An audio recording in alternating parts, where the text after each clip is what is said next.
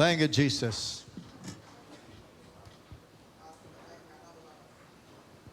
Praise the Lord. God is good.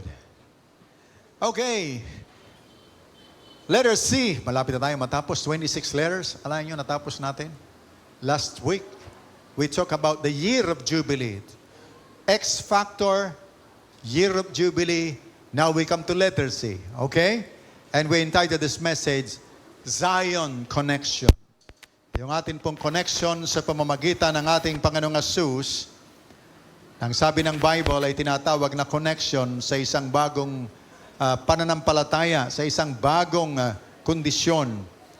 Chapter 12 ng aklat ng Hebrews, mula roon sa verse 18. Ganda ng salin sa verse 18. Sa Tagalog, ang salita ng Diyos. Ang paglapit nyo sa Diyos ay hindi katulad ng paglapit ng mga Israelita noon. Very clear. Okay? Ang paglapit nyo sa Diyos ay hindi katulad ng paglapit ng mga Israelita noon. Lumapit sila sa isang bundok na nakikita nila. Ang bundok ng Sinai. May nagliliyab na apoy, may kadiliman, malakas na hangin. Nakarinig din sila ng tunog ng trompeta at boses na nagsasalita. Nang marinig nila ang boses na yon, nagmamakaawa silang huwag na itong magsalita pa sa kanila dahil hindi nila makayanan ang utos na ito. Ang sino mang tumapak sa bundok, kahit hayop, babatuhin hanggang sa mamatay. Tunay nakakilakilabot ang tanawing yon, kaya maging si Moses ay nagsabi, nanginginig ako sa takot. Ngunit hindi ganito ang paglapit nyo sa Panginoon. So, dalawang uri ng paglapit. Hindi ganito ang paglapit nyo sa Panginoon. Dahil ang nilapitan nyo ay ang bundok ng Zion. Kanina, bundok ng Sinai para sa mga Israelita. Tayo, sabi niya, ang paglapit natin hindi katulad nila. Ang katulad natin, sabi niya, ang inyong nilapitan ay ang bundok ng Sion. So apparently, Sinai represents one connection to God. One approach to God. The other, another mountain, Mount Zion, is another approach to God. Another connection to God. So sabi niya, ang inyong connection, ang inyong paglapit, hindi kagaya nung sa Mount Sinai. Ang nilapitan nyo ay ang bundok ng Sion, ang lungsod ng Diyos na buhay. Ang Jerusalem na nasa langit, na may libo-libong anghel na nagtitipon ng may kagalakan. Lumapit kayo sa pagtitipon ng mga tinuturing na mga panganay ng Diyos, na ang mga pangalan nila ay nakasulat sa langit. Lumapit kayo sa Diyos na siyang hukom ng lahat at sa mga espiritu ng mga taong itinuring na matuwid ng Diyos at ginawa na niyang ganap. Lumapit kayo kay Jesus na siyang tagapamagitan natin sa Diyos sa bagong kasunduan. Ang kasunduang ito ay pinagtibay ng kanyang dugo, higit na mabuti kaysa dugo ni Abel na humihingi ng katarungan. So two kinds of connection to God. One, the Sinai connection, and number two, Zion connection, of which we belong. Father, thank you. Bless your word today in the hearts of your people. Make it sink deep in every heart so that we may all come to know this reality of connecting to God through Mount Zion, represented here today before us. In Jesus' name, amen. Amen. Two connections to God. One, sabi niya, ang pag-connect ng mga Israelita sa Diyos. At itinawag niya, inihantulad niya sa isang bundok. Sabi niya, ganito ang paglapit sa Diyos ng mga Israelita. nagre-represent doon sa paglapit ng buong Israel nang si Moses ay naparoon sa isang bundok na kung tawagin ay Sinai at nakausap niya ang Panginoon face to face. This is one approach to God na ang sabi niya doon, dinidescribe ang paglapit na ito na ang mga tao ay pwedeng lumapit sa Panginoon sa pamamagitan ng isang tipanan sa Panginoon. Of course, ito ay tinatawag nating Old Covenant or yung lumang tipan. Ito yung mga pinagtitiwalaan ng mga Israelita na ang kanilang buhay at ang kanilang sistema ng kanilang religion upang sila'y makalapit sa Diyos, sila'y kinakailangan na matiim, masunurin sa sinasabi ng 10 Commandments. Actually, it's not only 10. Yung 10 ay yung major commandments lang. Sabi, thou shalt love the Lord your God with all your soul, with all your mind, with all your strength, with all your heart. Do not make any images or image that is of the earth below, of the earth beneath. So lahat ng yan. And then sabi niya, thou shalt love the Lord, thou shalt love your neighbor as you love yourself. Now, these are only the summary. May dagdag pa doon because kung bibilangin yung mga commandments niyan sa Leviticus, pati yung pamamaraan ng kanilang pagsamba, lahat ng ito ay may prescription on how you approach God. At ang isa ay nagbilang at ang sabi 633 more na mga dapat alituntunin, na mga dapat gawin at mga hindi dapat gawin kung gusto mong ikaw ay kalugdan ng Diyos. Kung gusto mo na ikaw ay makalapit sa Diyos at ang Diyos ay malugod sa iyo, there were 633 more. Can you imagine? 10 commandments nga lang, hindi mo masunod, bibigyan ka pa ng 633 na mga batas kung papaanong ang Diyos lalapitan mo. Kasama doon yung paglapit doon sa templo, yung suot ng pari, lahat yan very well prescribed, strictly described sa banal na kasulatan. Any violation dito, yung approach mo sa Diyos, sorry, parang sa atin, hindi pwede, bawal, okay? So here is the Israelites' connection to God. It was described as the Sinai connection, the Sinai system of connection to God. On the other hand, sabi ng Bible, ang mga tao na sumampalataya kay Kristo Jesus ay may isang uri ng paglapit din. Pero sabi niya, hindi katulad ng paglapit ng mga Israelita sa Sinai, yung ating connection, yung ating approach sa Diyos. Sabi niya, ang ating approach is by way of Mount Zion. Ang pamamaraan natin ay tinatawag niya na Mount Zion connection. Paglapit sa Diyos sa pamamagitan ng Mount Zion connection. Dalawang bundok. Ang pangalawa, ang Mount Zion, una ay Mount Sinai, ang pangalawang connection ay ang Mount Zion. Sabi niya, doon kayo. Now, anong popularity nitong Mount Zion na ito? Well, ito yung tinatawag nating Acropolis. Isang mataas na dako kung saan si David, very famous, kinuha niya yung kaba ng tipan.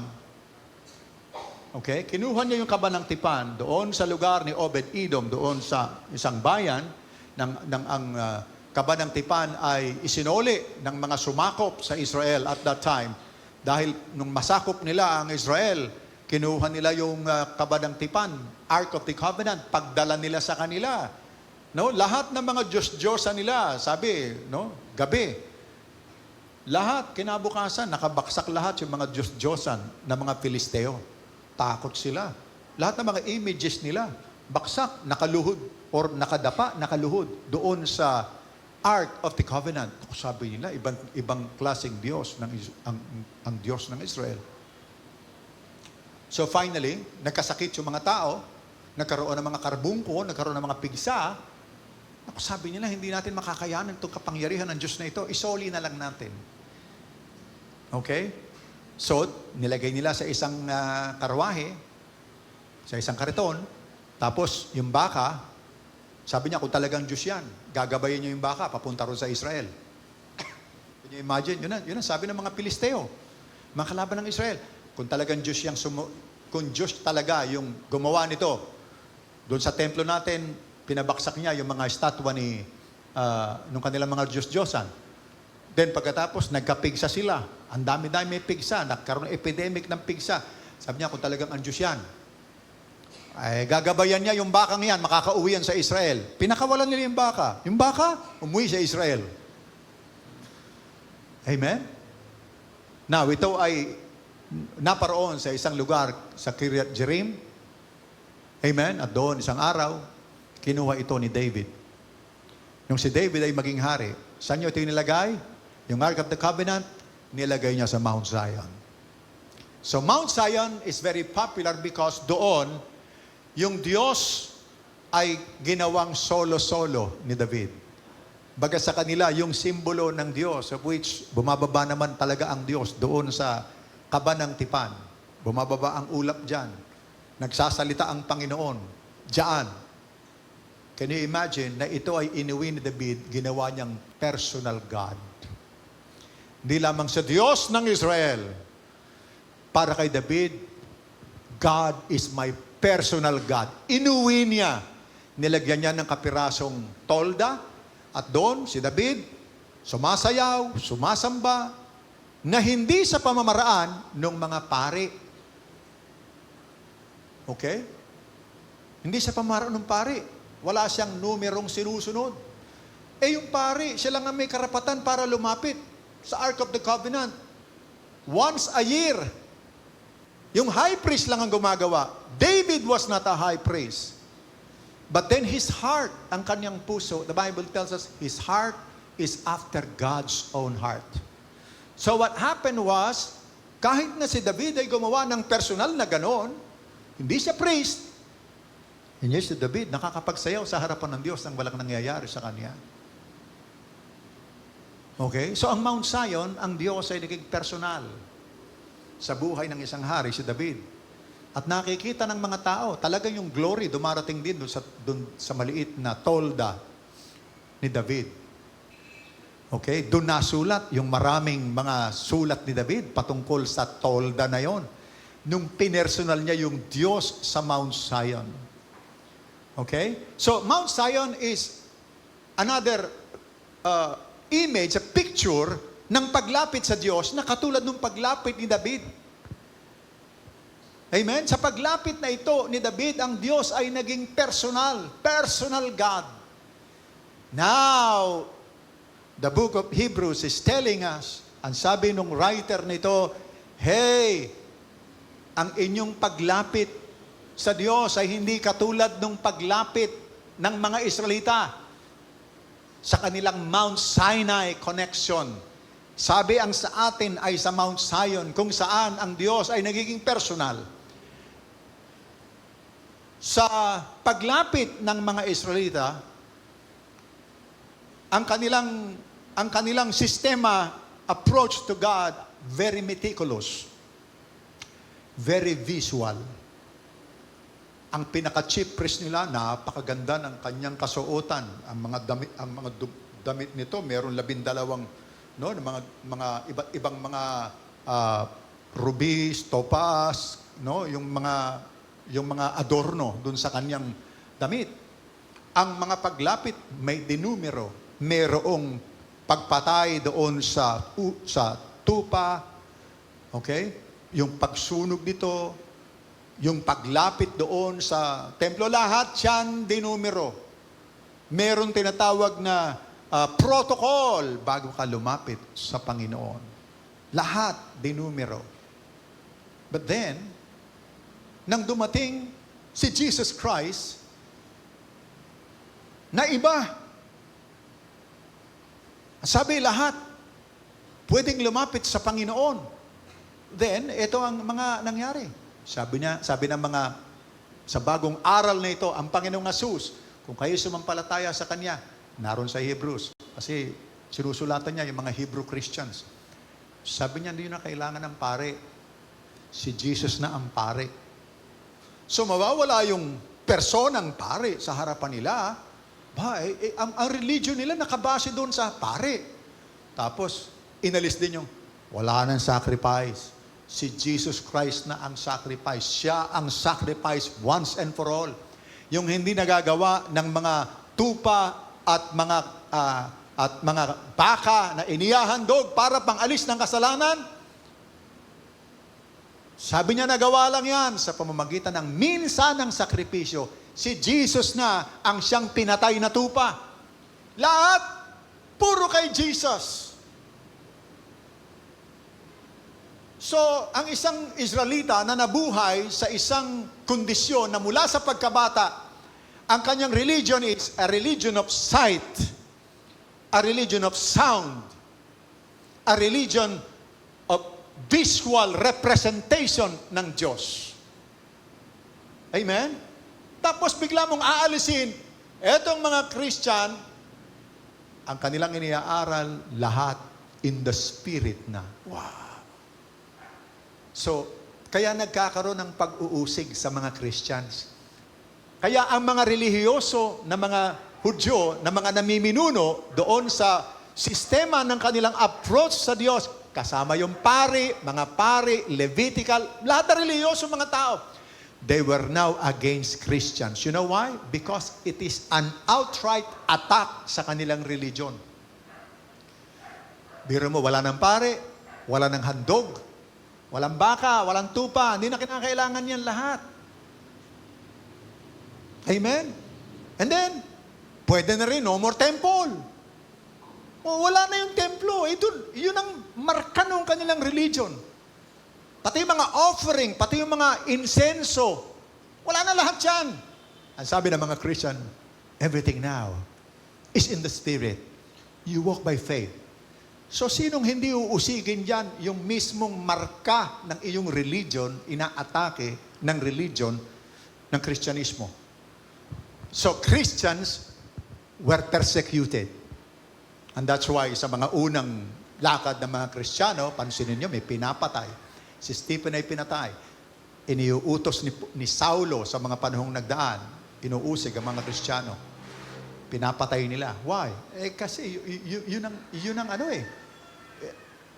yung mga utos nila at mga atas nila, parang weird.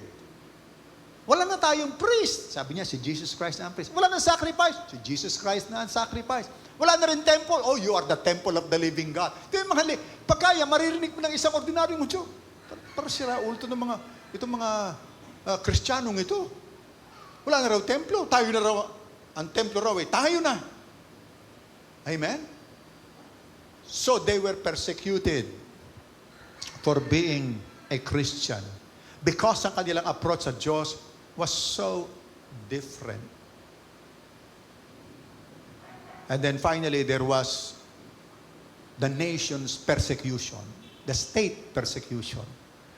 Nagkaroon na ng pag-uusig doon naman sa gobyerno sapagkat sa mga panahong nagdaan, lubhang dumadami na ang mga Kristiyano at ginawa silang scapegoat, ginawa silang mapagbibintangan ng mga, kasi ang Roma noon medyo may trouble na, pabaksak na. Ang imperyo ng Roma, ang Roman Empire. So yung emperor nila, nang nagkaroon ng isang napakalaking pagsunog, binintang nila sa mga Christian. Ang mga Christian na yan ang nanunog. So binintang nila, and there was heavy persecution. Persecuted na ang Christian, inuusig na sila ng mga relihiyoso, inuusig pa sila ng state.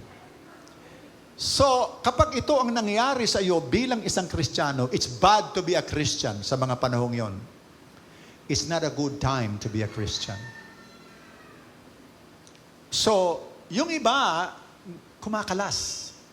They're going back. Kasi nung hindi sila Kristiyano, wala naman silang persecution.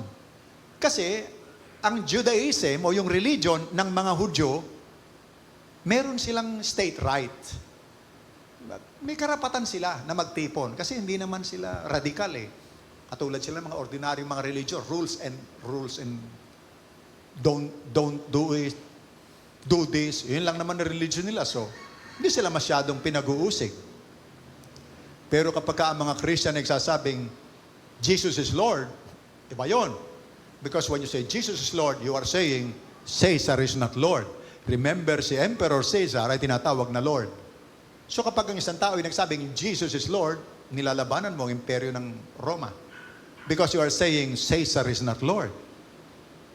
Kaya yung mahulugan yung salitang, Jesus is Lord. Because sa panahon nila, pag bumanggit ka niyan, Kristiyano ka, and you say, Jesus is Lord, you are saying, Caesar is not Lord. It's a state, Caesar is Lord. So pag nagsabi kang Jesus is Lord, you are proclaiming another king. So ikaw ay under sa sedition, subversion, or insurrection. So napakahirap maging Kristiyano sa mga panahong nagdaan. And some, tumatalikod sila. Because inuusig na sila. And that's why Hebrews was written. Ang Hebrews ay encouragement sa mga Christian to stay true to their faith. Because there was heavy persecution from the state at saka from religious organization, which is yung mga Hudyo, Judaistic religion. Inuusig sila niyan. So, double trouble.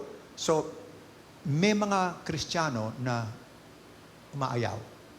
Tumatalikod na. Okay? Peer pressure o kaya panganib.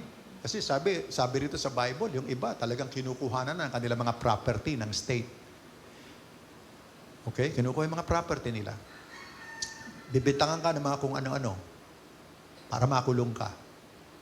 So, malupit ang kapaligiran. So marami sa kanila na natutukso na balik na lang kaya tayo sa dati nating religion. That's what Hebrews tell us about. In fact, sa chapter 10, ito ang encouragement nila, wag na kayong pabalik doon sa dating religion. Kasi nga, may mga gusto nang bumalik. Kasi at least doon, walang persecution. At least hindi mahirap. No? Hindi ka inuusig. Hindi ka kinakast out. Okay? Ito ang sabi ng isang encouragement. Chapter 10, verse 35, 36, 38. Don't throw away your confidence, which is a great reward. You have need of endurance.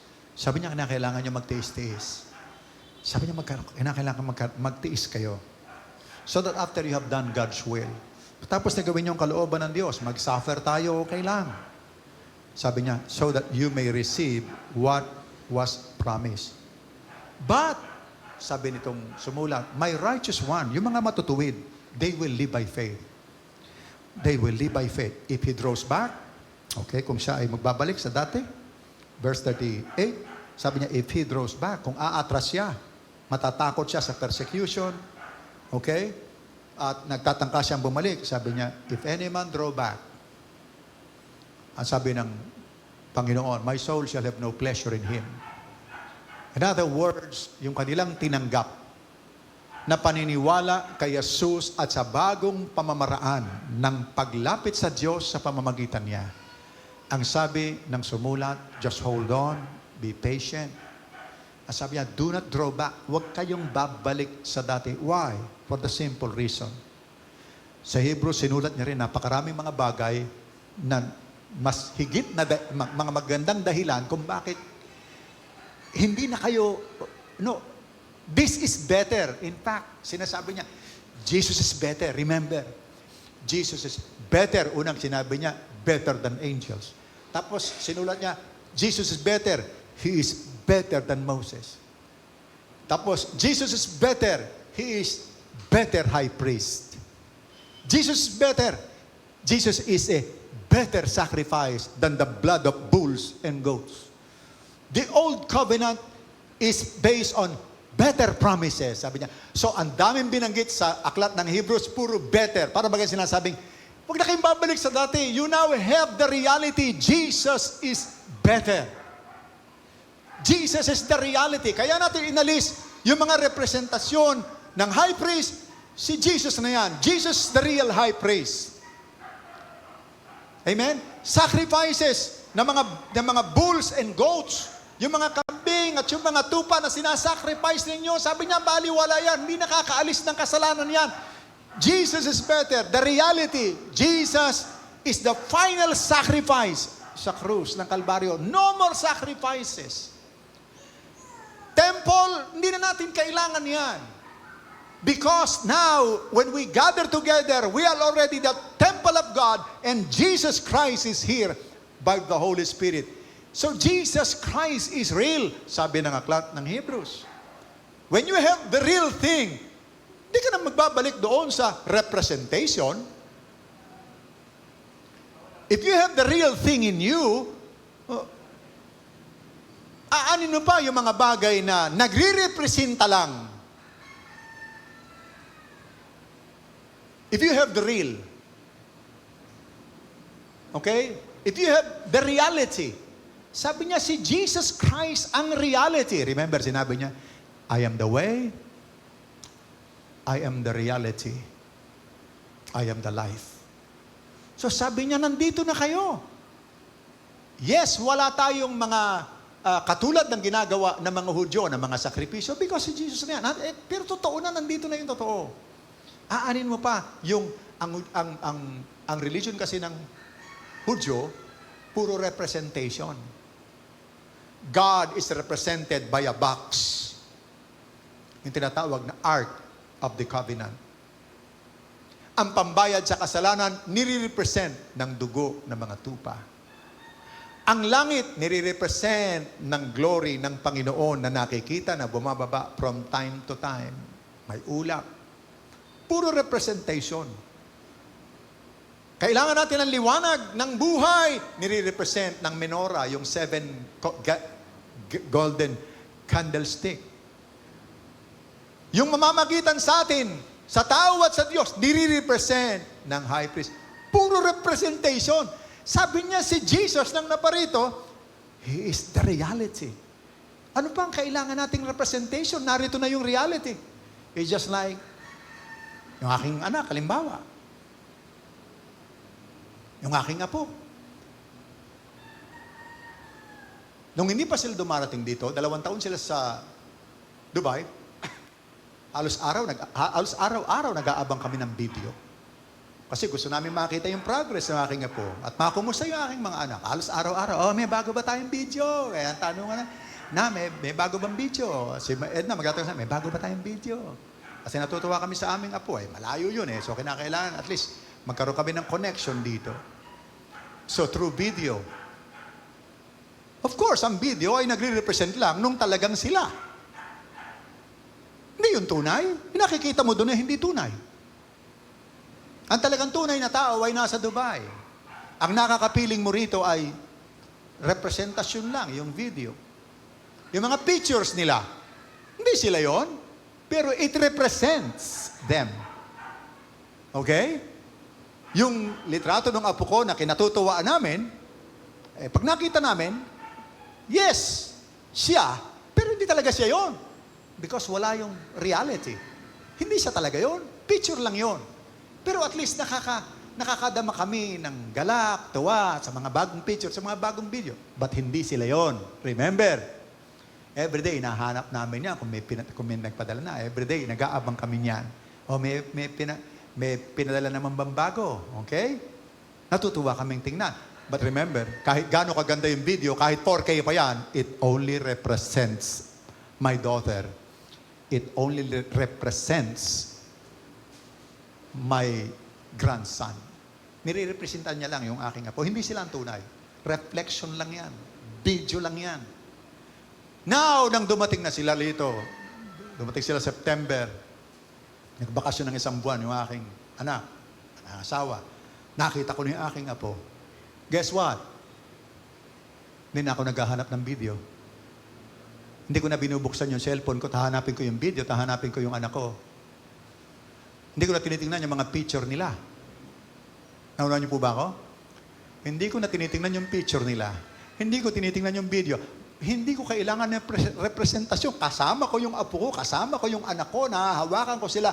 They are real. And because real has come, yung representation, wala na yan. Hindi ko na titingnan yung video, hindi ko na titingnan yung litrato, dito na yung anak ko, dito na yung apo ko. Amen? So, that's what happened. When Jesus Christ came, sabi niya yung lahat ng nire-represent ni Jesus sa Old Covenant, sabi niya, wala na yon, nandito na yung tunay. At pag nandito na yung tunay, wag na kayong babalik sa video, wag na kayong babalik doon sa picture. Why? Nandito na yung reality. Jesus Christ is the reality. Sabi niya, wag na kayong babalik doon. It's just like, nandito na yung reality, nandito na si Jesus, tingin pa kayo ng tingin sa video about Jesus. Andyan na siya. Okay? Can you imagine? Nandyan na yung tunay, tingin ka pa ng tingin doon sa picture. Tingin ka pa ng tingin doon sa video. Andyan na yung tunay. Aalisin mo na yon. Because dumating na yung tunay. It's the same thing. Yung Jewish religion, puro yan representation at images. Pagka ang tupa ay kinatay, it represents yung iyong kasalanan ipinatong sa tupa. Ang tupa ang nagdala ng kasalanan mo. Kapag sa araw ng Yom Kippur, may dalawang kambing, yung isang kambing kakatayin, ibig sabihin, sakripisyo patungkol sa kasalanan ng Israel, and then pagkatapos yung isang kambing, ihiwalay, ilalayo yung kambing na yan. Ililigaw sa disyerto para wag nang makabalik. Nagre-representa yan. Nire-representa na ang kasalanan ng tao ay ihiwalay sa kanya at hindi na maaalala kahit kailan. O wala na yung kasalanan ng tao. Representasyon yan. Yun yung ginagawang ritual ng Hudyo. But now, dumating na si Jesus Christ. No more representation, no more videos, no more picture. Why? Nandito na yung totoo. So, ang encouragement dito ng sumulat, huwag na kayong babalik doon sa dati. Baga sa atin, totoo na ito, aalis ka pa. So, yung mga natetempt, yung mga natutukso na bumalik sa dating religion, yun ang pinagsasabihan ng sumulat ng Hebrews. Sabi niya, do not draw back. Huwag na kayong bumalik. Nandito na yung totoo. But of course, may tukso. Bakit? Why? Kasi maganda nga naman yung religion na kitang-kita mo eh. No? Kitang-kita mo yung representasyon ng Diyos. Yung Ark of the Covenant. Kita mo yung mga kinakatay na baka para sa kasalanan mo. Yung sinasaksak na tupa para sa iyong kasalanan. Lahat visual. Now dito, ang gagawin natin, sa paglapit natin sa sistema ng Mount Zion, it is walk by faith. Hindi mo nakita na yung kasalanan mo ay binayaran. Hindi katulad ng Jewish religion, kitang-kita mo, pinatay yung tupa. Yun yung aking kasalanan, pinarusahan. But now, this time, it is all by faith. Sa pamamagitan ng pananampalataya.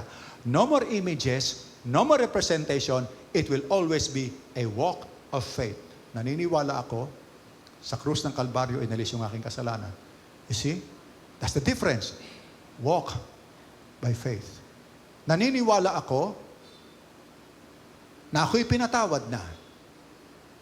Amen? Wala na yung aking kasalanan. Sa Hudyo, iintayin pa nila yun sa 1 taon. Ihihiwala yung kasalanan nila sa pamamagitan ng isang kambing na ililigaw sa disyerto sa araw ng Yom Kippur. Lahat representation. Kapag sila'y lalapit sa Diyos, meron silang pinakapunong pari. Kitang-kita nila yan. Papasok ang pinakapunong pari sa loob ng tinatawag na Holy of Holies.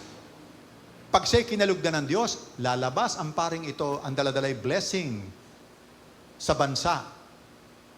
Kita mo yung pari. Dito, wala.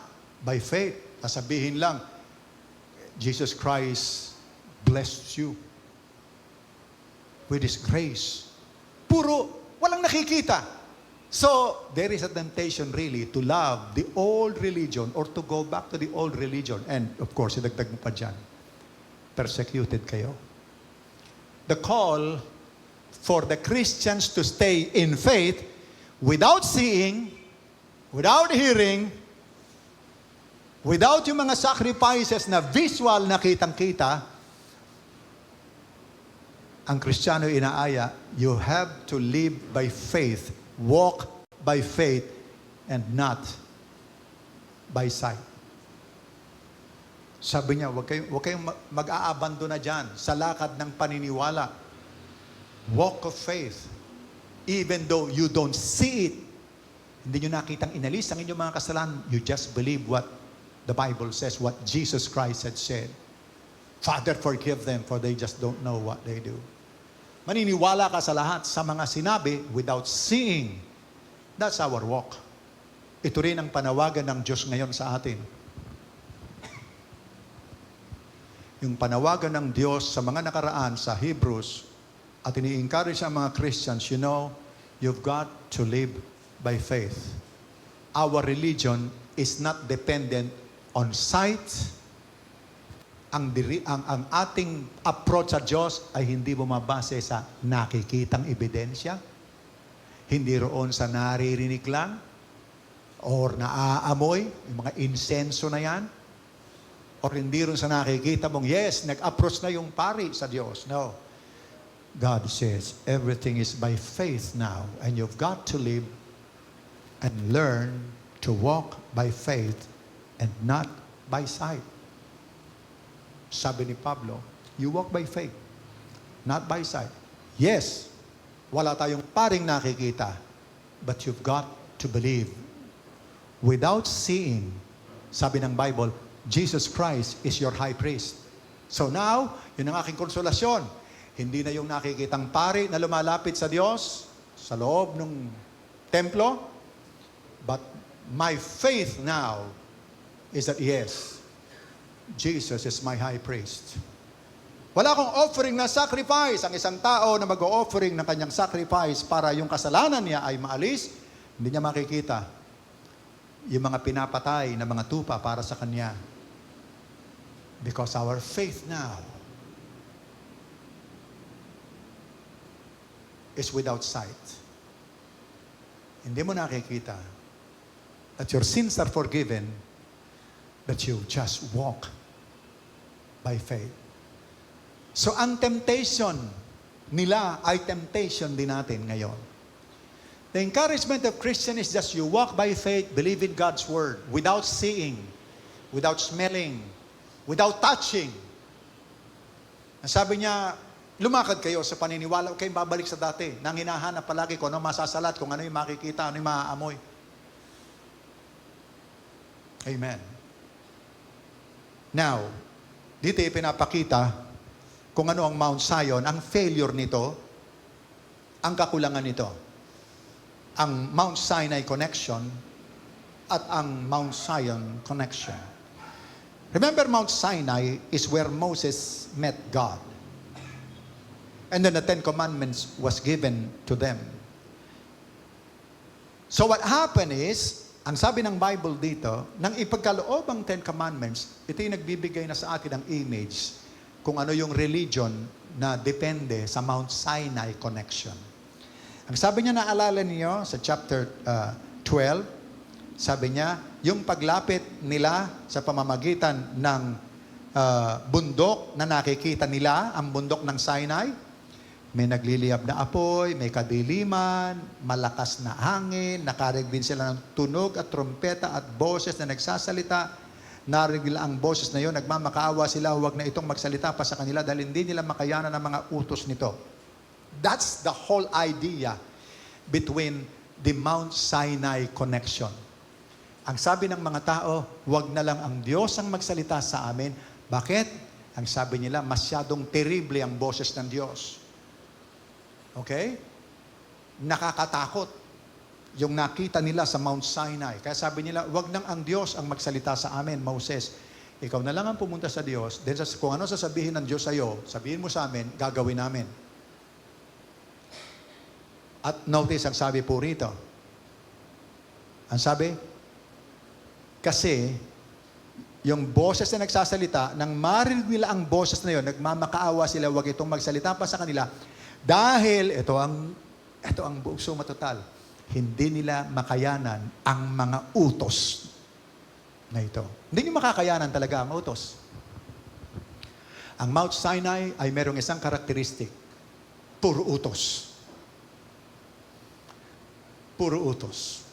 Ito wag mong gagawin para ikaw ay kalugdan ng Diyos. Ito ang dapat mong gawin para malugod ng Diyos sa iyo. Paglalapit ka sa Diyos, ito mga gagawin mo, ito mga bagay na hindi mo gagawin.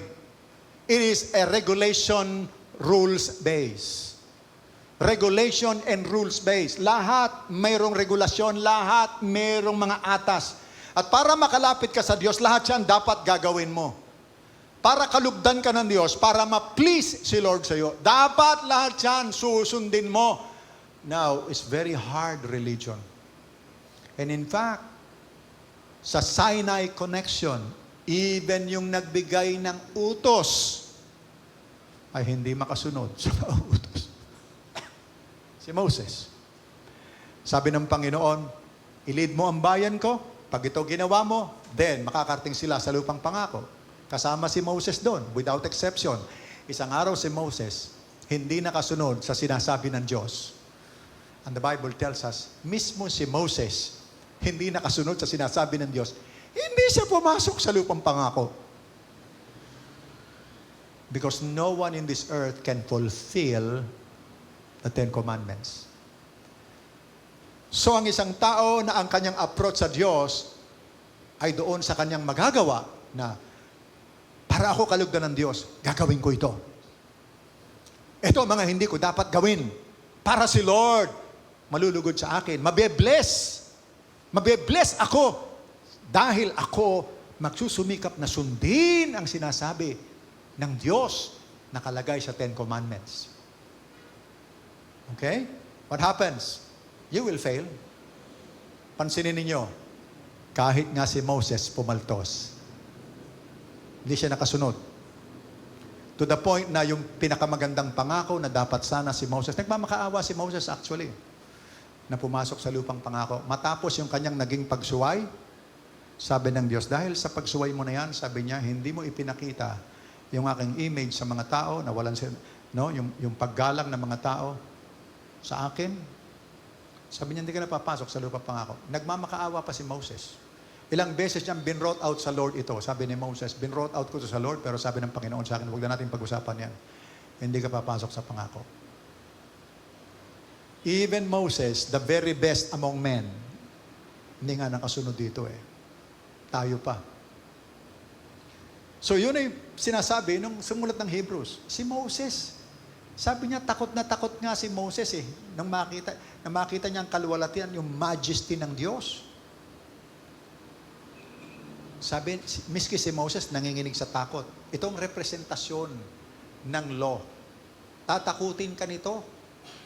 Okay? Matatakot ka rito. In fact, hindi mo na ito titingnan kapag inuri mo ang iyong buhay sa harapan ng Ten Commandments, ang makikita mo rito ay ang iyong kakulangan. Sapagkat nakalagay dito, sa una pa lang, kulang ka na. Thou shalt love the Lord your God with all your heart, with all your mind, with all your soul, with all your might, with all your strength. Kaya mo ba yan? Doon pa lang sa una, makikita mo na kagad ang iyong failure. And this is what Ten Commandment is all about. Ininterpret ni Pablo ang Ten Commandments at ang mga atas sa mga Hudyo. Ang sabi niya, nireveal yan sa kanila para makita nila, you are short of the glory of God. Kapos ka. Hindi mo kayang sundin. Kaya ikaw, susurrender na at sasabihin mo, dahil sa higpit ng utos na yan, Lord, I'm sorry, hindi ko po magagawa yan. I need your mercy. Kahabagan mo na lang ako kasi hindi ko magagawa ito. Mahabag ka po sa akin. So, yun ang unang dapat dalhin ng Ten Commandments sa buhay ng mga tao upang makita nila na sila'y makasalanan. At pag nakita nilang makasalanan sila, humingi sila ng habag sa Diyos. Okay? At kung ang Panginoon ay nangako ng kanyang solusyon sa kasalanan, yon ang iyong itatawag sa Panginoon. Ang solusyon nila ay ang pagparito ng Mesyas, ang magsasakripisyo ng kanyang buhay para sa bayan. So, the Ten Commandment was given in order for them to know how far they are from God. Kapag nakita mo yan, wala na, surrender ka na eh. Hindi mo ginagawa yan. See? At kahit nga si Moses, hindi nagawa yan. So here is the religion ng mga Jews, sa mga Hudyo. On the other hand, yung mga nasa Mount Zion ay may approach sa Diyos. Ang sabi niya, sino ang kasama niyo rito sa Mount Zion? Sabi niya, yung mga tao na binanal ng Diyos. Sino ang kasama niyo rito? The innumerable company of angels. Sino ang kasama niyo sa Mount Zion? Sabi niya, si Jesus. Sinong kasama niyo sa Mount Zion? Ang Ama. Sinong kasama niyo sa Mount Zion? Yung mga nagtagumpay sa paniniwala at pananalig Sa Diyos. At dito, sabi niya, lahat makakalapit sa Diyos. In fact, sa Hebrews again, binanggit yan, verse 14. Hebrews 4, verse 16. Let us therefore come boldly unto the throne of grace. So sabi niya dito, lapit tayo. Inaaya, nung sumulat ng Hebrews, lapit tayo sa Diyos. Without sacrifices, without bulls. Because yung sacrifice ni Jesus Christ was enough upang lahat ng ating mga kasalanan ay mapawi. So sabi niya, let us come boldly. May kumpiyansa, may confidence. Hindi nahihiya. That's the meaning of the word boldness. Unashamed, asking. Sabi niya, hindi kayo dapat mahiya. You can come boldly. Sabi dito, let us. Ibig sabihin, hindi lamang pinakapunong pari ang makakalapit sa Diyos sa connection ng Mount Zion. Sabi niya, you are connected to Mount Zion. Hindi katulad nun sa Mount Sinai. Sabi niya, sa Mount Zion connection, katulad kayo ni David, hindi siya pari. And yet, nakakapuri siya sa Panginoon, nakakapray siya sa Panginoon without a priest. Kinuha niya yung kabanang tipan, inuwi niya, ginawa niyang personal ang Diyos. This God is now personal, He says. You don't need a priest, you can come boldly unto the throne of grace. That's something new. People cannot come to God diretso sa panahon ni Moses. Only the high priest. Kung may ilalapit ka, punta ka sa pare. Amen? But this time, wala na. Sabi niya, you come boldly to the throne of grace. Why throne of grace? Ang sabi dito, but trono? Well, if you will just recall, Psalm 9:11, sabi po rito, sing praises to the Lord who sits enthroned in where? Zion. Okay? Sabi, sing praises to the Lord who dwells enthroned in Zion. Sabi niya, lapit kayo sa Zion. Naroon ng Diyos. May trono siya ron. Anong tronong ito? Not a throne of judgment, but a throne of mercy and a throne of grace. Trono ito na nagdi-dispense ng grasya, habag, kapatawaran sa lahat ng mga tao. Ito ang trono niya. On the other hand, the throne of God, sa image na ipinapakita sa mga Hudyo, ang trono ng Diyos ay trono ng hustisya, judgment. Hahatulan ka nito. The throne of God ay pinapakita sa Mount Zion, the throne of God, it says, nandun ang mercy, naroon ng grace to help us in time of need. Amen? See the difference? Why? Because in Mount Zion, you are not depending on your own virtue. You are not depending on your own works. You are not depending on your own obedience. Hindi ka umaasa sa sarili mong magagawa na ako magiging masunurin si Lord, kay Lord, para ako i-bless niya. No. Sa Mount Zion, hindi kailangan yun. It is always by faith. Amen? Dito, ang nire-require ng mga tao para malugod si Lord sa'yo, para ma-please si Lord, you've got to obey. And remember, all. Hindi sinabing obey one. No. Sinabi na James yan. Sabi niya, ang isa sumusunod 10, sumira sa isa, sira na siya sa lahat. Because sabi niya, yung isa na nagbigay niyan, yun dun ka nagkakasala. At yan ay isang package na buo. So ang mga tao, laging kapos pagka ang kanilang religion is based on obedience to the rules and regulation. Why? You cannot fulfill them all. Hindi mo kayang sundin lahat yan. But then, sa grasya ng ating Panginoong Jesus in Mount Zion, sabi niya, He is enthroned in Zion. You come. You can ask for mercy. You can ask for grace. In time of need, He will help you. So ang ating paglapit sa Panginoon, sa Zion connection, is at lalapit tayo sa Panginoon. Ang inihingi lang natin ay ang kanyang awa at habag. Doon nakabase yung ating paglapit. Hindi doon sa magagawa natin. God helps us not because we're good. not because we plead for God's mercy and depend on grace and mercy. What is grace? It is the favor of God for people who are not worthy. So yun ang grasya. At yun ang ating inaasahan. Ang Diyos ay mahabagin sa mga tao na hindi karapat-dapat i-bless. And when we come to Mount Zion like this, we receive help. We receive help based on the grace of God and the mercy of God. So ang paglapit natin ay wala na doon sa ating sariling gawa. In the Old Testament times, sa mga tao ay nagpapagalingan sa mga nasusunod nila para lumapit sila sa Panginoon. One day, nasa templo sila. Sabi ng isang tao, Lord, salamat po, hindi ako masamang tao na kagaya nitong aking katabing ito. Salamat po, Panginoon, ako po'y nakakaganap, nagtatights ako linggo-linggo. At Panginoon, salamat po, ako'y nakapagbibigay sa mga mahihirap. Salamat po, Panginoon, sa biyaya mo sa akin, ako po ay mabuting tao. And then isa naman ay kinakabog niya yung kanyang sarili. Sabi niya, Lord, be merciful to me. So this is two kinds of way ng pag-approach sa Diyos. Yung isa, Sinai. Umaasa siya sa, Lord, salamat po.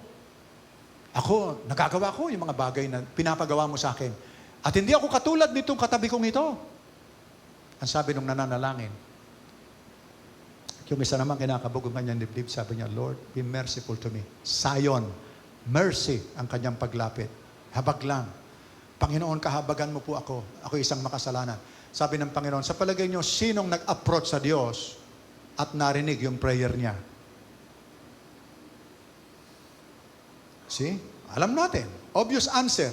Sabi ng Panginoong Jesus, yung kinakabog yung kanyang dibdib at humihingi ng awa at kahabagan. Hindi yung ipinagmamalaki niya kung ano yung mga nagawa niya sa Panginoon.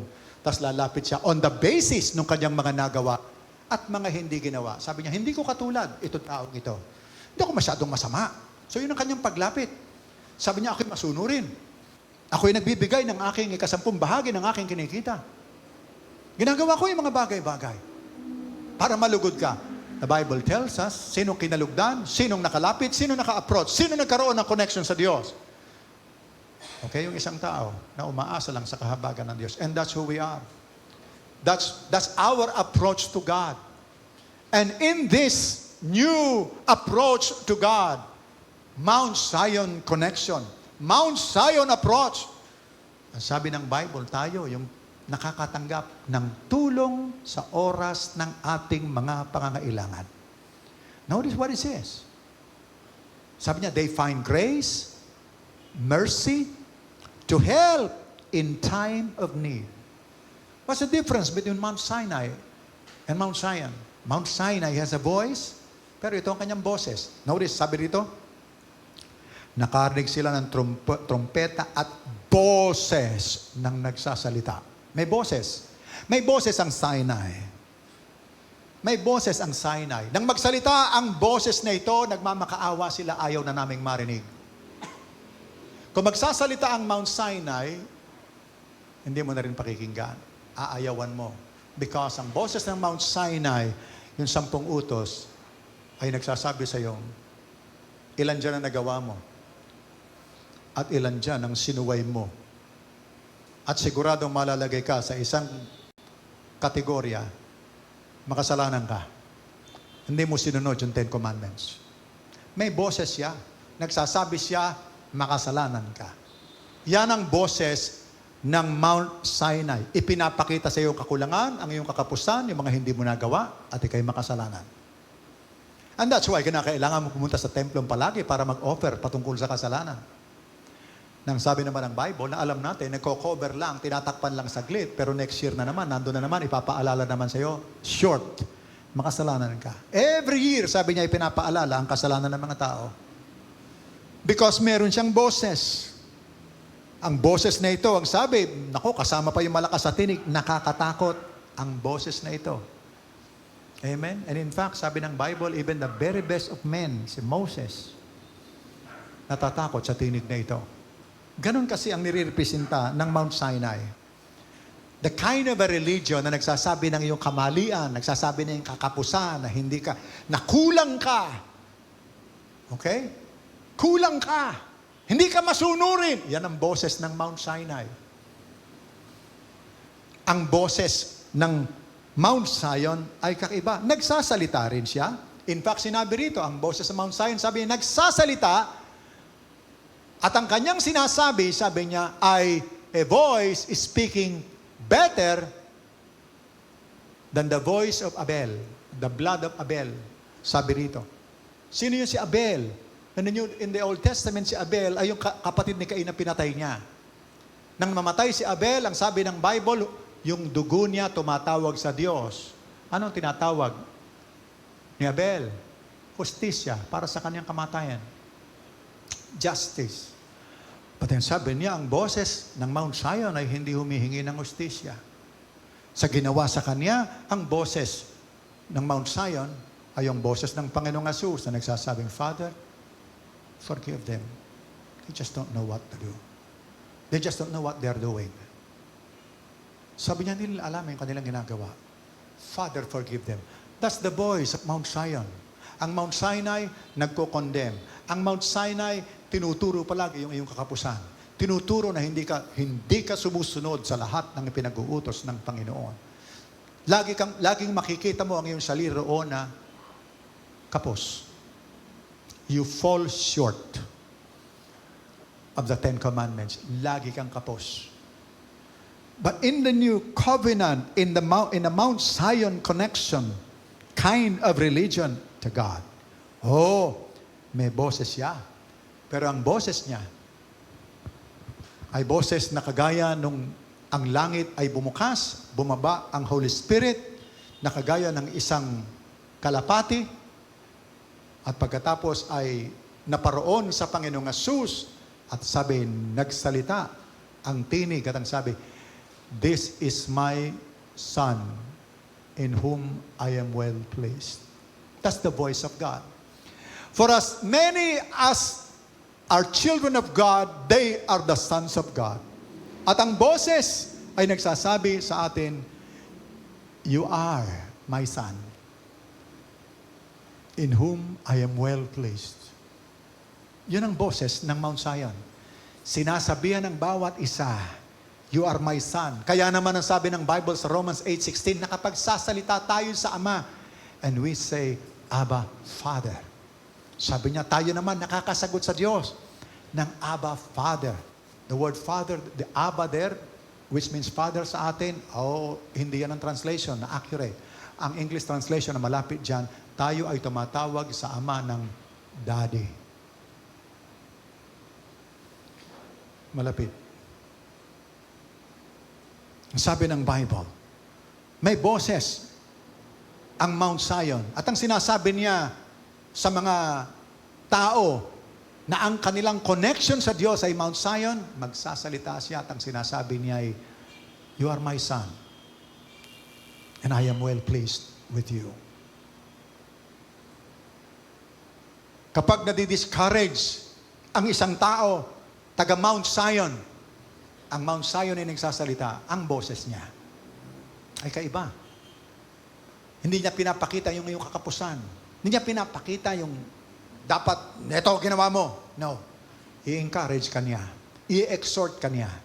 Nang si Elijah ay hindi makatupad doon sa kanyang misyon sa Panginoon, ang Mount Zion ay nagsasalita. At ang sabi sa kanya, you know, your journey is too much for you. Ang sabi, kumain ka muna. See? Hindi siya nakaganap, pero binibigyan siya ng panahon. Ang sabi sa kanya, you know, your journey is too much for you. Come on, eat. Kain ka muna. Hindi mo makakaya yung labanan.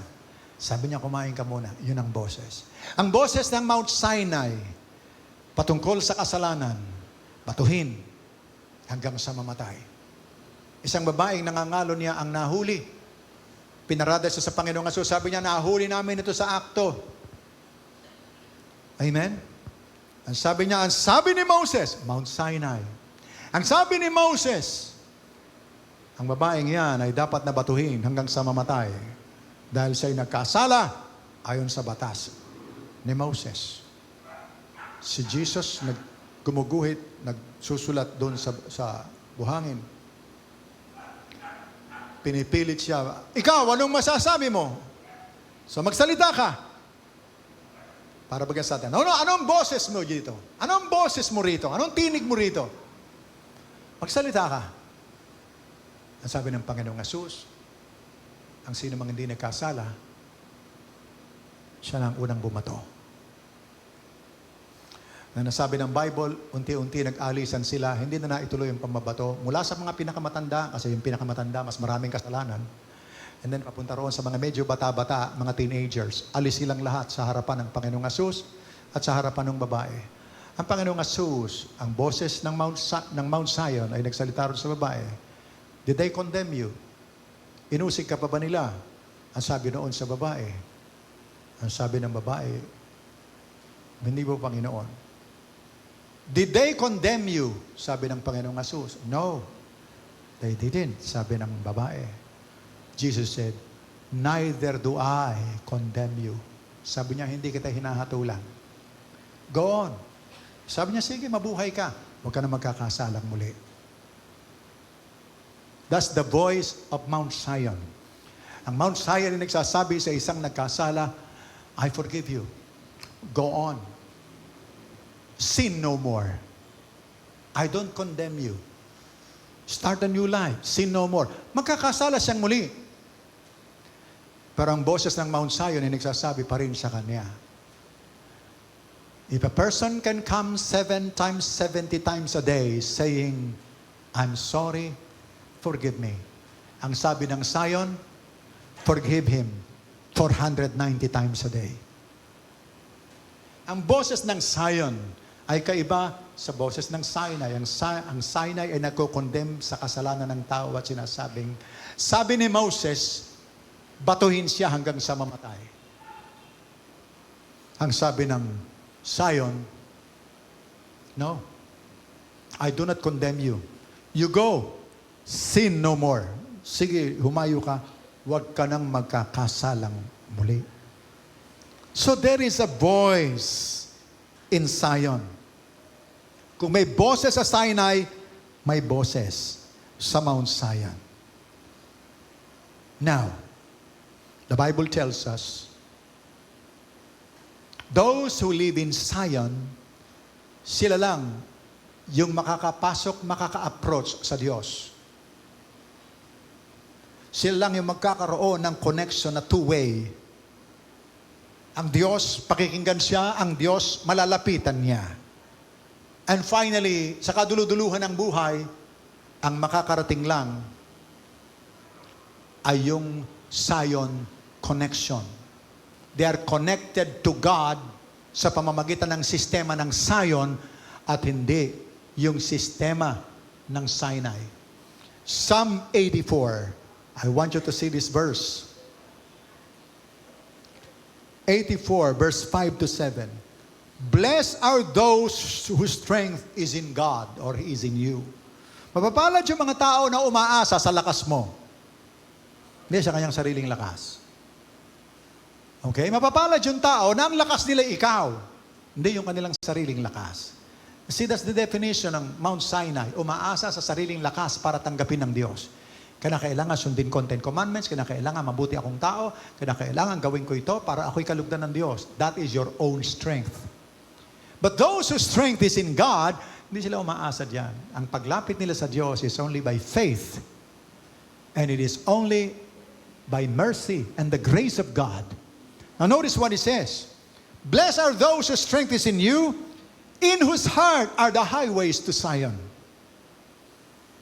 Okay? The ways of them means, okay, Psalm 84 verse 5, whose highways are the highways to Zion. I'm reading from the English Standard Version. Are the highways to Zion. Okay, ito ang binabanggit dito. Because in verse 7, nandun yung sinasabing, they go before God and they will appear to Zion. Okay? Psalm 84 verse 5, it says, blessed are those whose strength is in you, in whose heart are the highways to Zion. Sabi niya, yung puso nila, ang daan nila ay yung highway ng Zion. Ang iniisip lamang nilang dadaanan nila, yung highway papuntang Zion. Hindi sila aasa sa Mount Sinai. Sabi niya, mapapalad yung mga taong ito na ang puso nila nasa highway papuntang Zion. Ang highway ng Zion ang kanilang dinadaanan. As they go to the valley of Baca, they make it a place of spring. Sabi niya, sa highway na ito, yes, dadaan sila sa mga pagtangis, pagluha, pag-iyak because may suffering. Yung pagsunod kay Jesus, may suffering sometimes. Uusigin ka ng mga relihiyosong mga tao, kagaya ng mga Hudyo, mga Hebrew Christians. Or sometimes, ang gobyerno mismo ay magiging kalaban mo because of your faith in God and faith in Jesus Christ. Amen? There will be suffering. But then, ang sabi ng Bible, as they go to the valley of Baca, Baca means weeping. Umiiyak, tumatangis. Yes, papasok sila doon sa libis. Dadaan sila sa libis, sa valley ng pagtangis at pag-iyak. Pero sabi ng Bible, but they make it a place of spring. Sabi niya, ito'y gagawin lang para sa kanila. Magagawa nila na iyang mga lugar na yan ay isang maging lugar ng spring, mga bukal ng tubig. Disyerto ang pinapakita rito. Pag dumaan ka rin sa disyerto, kailangan mo ng tubig para ikay manariwa, para ikay lumakas. Sabi niya, ang mga tao na nakafocus doon sa daan ng Zion, ang sabi niya, kahit sila'y mag-suffer, kahit sila'y dumanas ng mga persecution, kahit na ang mga landas ay mahirap, ang sabi ng Bible, meron silang pagkukunan ng lakas. Ang sabi nila, yung mga valleys na yan, they make it a place of spring. The early rain also covers it with pools. In some special work of God, sabi niya, pinauulan ng Panginoon sa dadaanan ng mga taong umiiyak at tumatangi sa Panginoon. In other words, God comforts them. Sabi niya, bibigyan sila ng comfort ng Diyos. Kung ikay dumadaan sa disyerto, naranasan mong init, hirap, ang sabi ang Panginoon, meron siya na comfort sa iyo in form of rain. Man cannot make rain. They can only induce rain sa moderno. They cannot make rain. Okay? But sabi niya, doon ang Diyos ang gagawa, pauulanin niya. Sa panahon na para silang sobrang init sa disyerto, sabi niya, ang Diyos magpapaulan sa kanila para manariwa sila. There is refreshing times sa mga, ang kanilang daan is highway to Zion. And notice what it says. They go from strength to strength. That's ours. Sabi niya, kapag ka ang dadaanan mo ay yung daan ng Zion, yung approach sa Diyos ay hindi yung Sinai, kundi yung approach ng Zion. Ang sabi ng Bible, they go from strength to strength. Sabi niya, papalakas sila ng papalakas. Amen? If you are depending on the grace of God and the mercy of God, sabi niya, papalakas ka ng papalakas. Hindi ka isang tao na manghihina dahil ang batas hindi mo nasusunod. Ang umaasa sa grasya at biyaya ng Diyos, the Bible tells us, they go from strength to strength. At saka duluduluhan, sabi, each one, ang umaasa sa grasya, sa biyaya ng Diyos, sa Mount Zion. The Mount Zion connection, the Mount Zion approach to God. Ang sabi ng Bible, they go from strength to strength. Finally, each one appears before God in Zion. Sabi niya, makakasama niya ang Diyos sa Zion. Amen? So here, sabi niya, nilalarawan ng Diyos na siya yung final destiny ng bawat isa. Sabi niya, yung ang approach nila sa paglapit sa Diyos is the way or the highway to Zion. Ang sabi niya, makakarating ka. The final destiny is God Himself. Sabi niya, ang Diyos ay naroon sa Zion. Wala na roon sa Sinai. Wala na roon sa Sinai. Ang sabi niya, ang Diyos ay nasa Zion. At sabi niya, dun makikita mo siya. Each one appears before God. Now, there is a double meaning here. In other words, ang makakarating lang sa harapan ng Diyos, kung para sa kanyang pangangailangan, para sa kanyang kaligtasan, para sa kanyang pangangailangan, sabi po rito, in time of need. Ano yung need mo? Sabi niya, ang makakarating lang na makaka-appear before God ay yung mga taong dumidepende sa grasya. sa grasya at sa kahabagan ng Diyos. The grace and mercy of God through our Lord Jesus Christ. Hindi yung ating sariling gawa, hindi yung ating sariling performance of the works of the law. So, ang sabi po rito, let us not go back to Sinai. Sabi niya, huwag na kayong babalik sa Sinai. Huwag kayong aasa sa sariling lakas. Huwag kayong aasa doon sa magagawa ninyo yung mga utos ng Diyos. No, hindi kayo aasa sa inyong sariling lakas. Sabi niya, just depend on the grace of God. Let us not go back to Sinai. Let's stay connected in heart to Zion. Ang puso natin dapat nakakonekta sa highway papunta sa Diyos. Sa highway to Zion. Hindi sa Sinai. Let our hearts focus on the highways to Zion. Umaasa sa grace ng Diyos, sa mercy niya. Ang sabi, you'll find grace and mercy in time of your need. Sabi niya, makakasumpong ka niyan. Kung aasa ka sa highway to Zion. Amen? Not Sinai. The way of Moses, the way of the Israelites in the days of Moses. I hope you learned something today.